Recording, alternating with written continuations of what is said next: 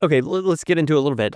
As far as like the actual catheter, the action point, so you track it. Well, actually, just kind of go through a procedure, like how pressure-directed embolotherapy is the same and different from like your standard embolization. So, the nice part of the way everything is developed now is, once you get the microvalve into your base catheter, it functions just like a microcatheter would. It's going to track over a wire just like your microcatheter would. Unlike the older devices, you don't actually get to choose when you want to deploy the valve or not. It's kind of always deployed. It's soft enough that you don't run into spasm. I haven't run into spasm or any issues like that. And so, for all intents and purposes, it functions almost identically to a normal microcatheter. Now, it doesn't track nearly as distal, and it's not like your 2.0 Pro grade or Sure. Echelon where it's going to, get super distal, but it functions, functionally like a normal microcatheter would. All right, that's good to know, because I do remember like sometimes fussing around with the old catheter, like having to deploy the valve, like, and it's hard to see it. Like, you're like, is it deployed? I think it's deployed. And then I was a fellow, and it was never like I was never deploying it properly. I just remember this. Interestingly, though, angiographically, it will look different. So once you get the microvalve in there, it is reducing the pressure and the flow and everything like that. So it kind of looks like you're not static, but you definitely see sluggish flow as you're infusing a contrast, for instance. And that's normal. I remember the first few times I saw that, I was kind of worried. I'm like, oh man, I'm not going to get any of my drug in there. Like, we're almost already at stasis, and Sure. when we haven't even started. But that is normal and to be expected. And hopefully I can convince you by the end of this conversation that's actually a good thing. And does it change, like if you're doing power injections, does it change the rate or the volume at which you inject, or nothing like that, all the same? Nope, everything is exactly the same. Okay. I do harp on all my texts to make sure you look at the pressure ratings of all your microcatheters.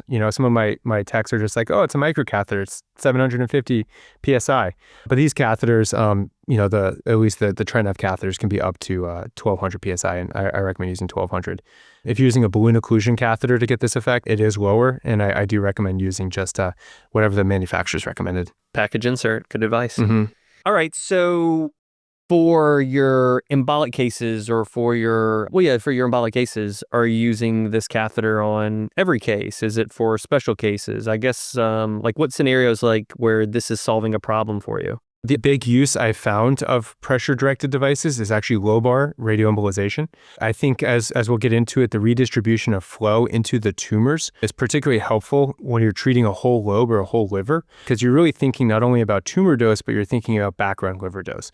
And so anything you can do to augment the background liver dose will be helpful. For Lobar deliveries, there definitely are people out there using balloons. It gets a little cumbersome at that point to get a big enough balloon into a lobar artery. And so for that, I tend to use microvalves just for simplicity. Okay. So basically, for lobar radioembolization, you think this is a good fit? I think that's where you're going to get the best benefit, yeah.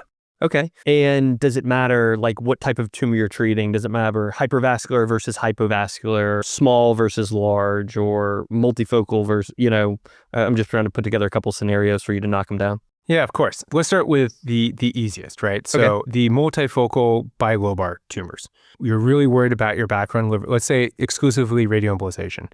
You are really worried about your background liver dose. So anything you can do to increase your background liver or decrease your background liver dose is going to be super important. And there is compelling basic research and animal translational research to really show that the use of these pressure-directed devices really does affect that number. The T to N ratio, if you listen to our most recent Y90 dosimetry episodes. Good plug, that's synergy. Yeah, exactly. So that's the easiest case, because that in my head is just a slam dunk. The next one is big tumors. I think if you're going to get selective and treat big tumors, we were talking earlier about the ischemic core inside of these tumors.